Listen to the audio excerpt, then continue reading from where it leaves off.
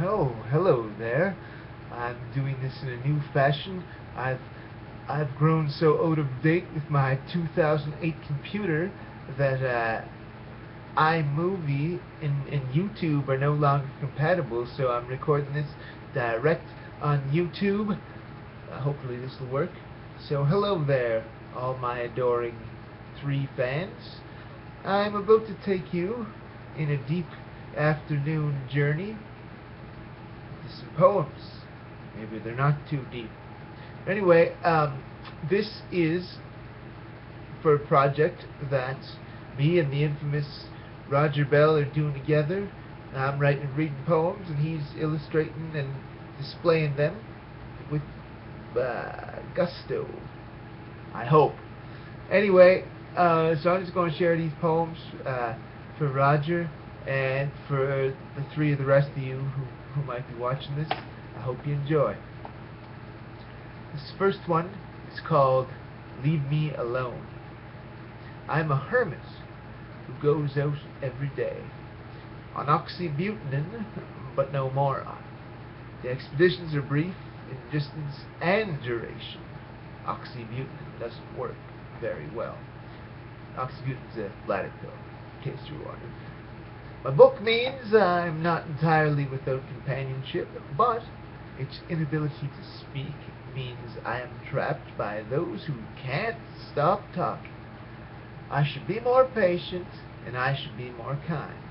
Folks have been trapped by the incessance of my more gregarious moods, but I make sense, even in the far reaches of my wildest fancy. It is insanely more plausible that we will one day travel through time than your claim that Roy Orbison gave you his guitar. You have nobody, essentially a leper, though more human than most of us. I'm kind of a leper too, but I have family and some friends. I give you what I can, and I know it's not much. My measly words might be your fill for the day. But mostly, I just want to read somewhere other than home during the microscopic sojourns my body allows.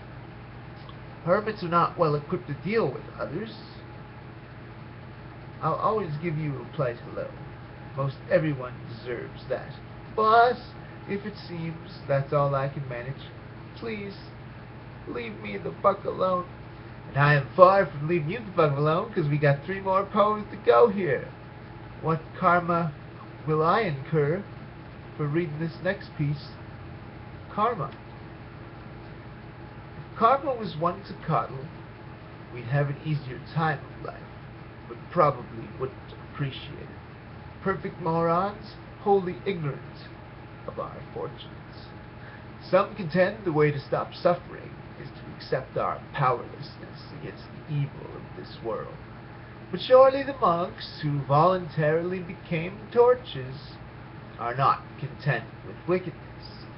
Most everything but plastic eventually ceases to be, so it is probably unwise to become too comfortable with anything but our Tupperware containers. One might also take solace that their greatest miseries will be over soon.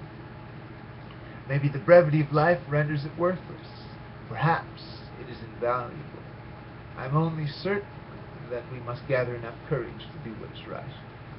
Karma does not coddle. Perhaps it is too harsh. But if you heed its lessons, you shall become wise enough to appreciate your happy moments.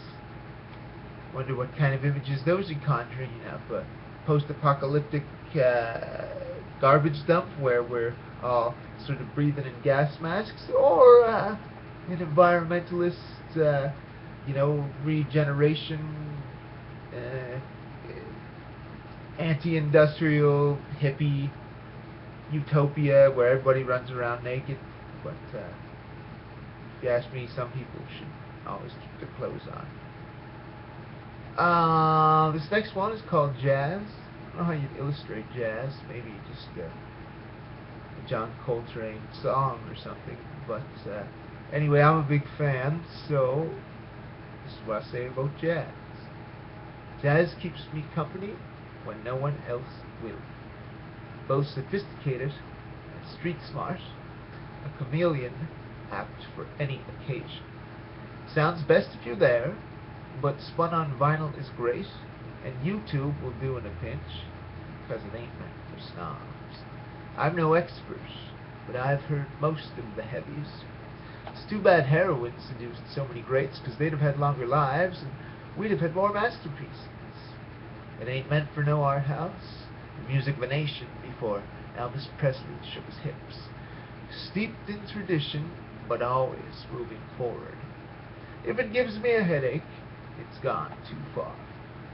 Its musicality rivaled only by symphony, but jazz didn't arise from an inbred aristocracy. No, it came from the sons and daughters of slaves. It sounds as good on a busy street corner as it does in a concert hall. So to me, jazz is superior because it's for everyone, more completely human, and always alive. I hope this is working, conjuring up some inspiration. Hopefully Roger can see this from what the poems sound like. I tried to transmit it through osmosis vis-a-vis a whiskey bottle, but all that ended up doing was us singing Louie Louie, and we actually knew the words, so we were far too drunk. And speaking of words, this is called What's in a Word? This is the last piece for this afternoon. What's in a word? Not a whole lot, really. I suppose where creative expression is concerned, the potential and power of words is limitless.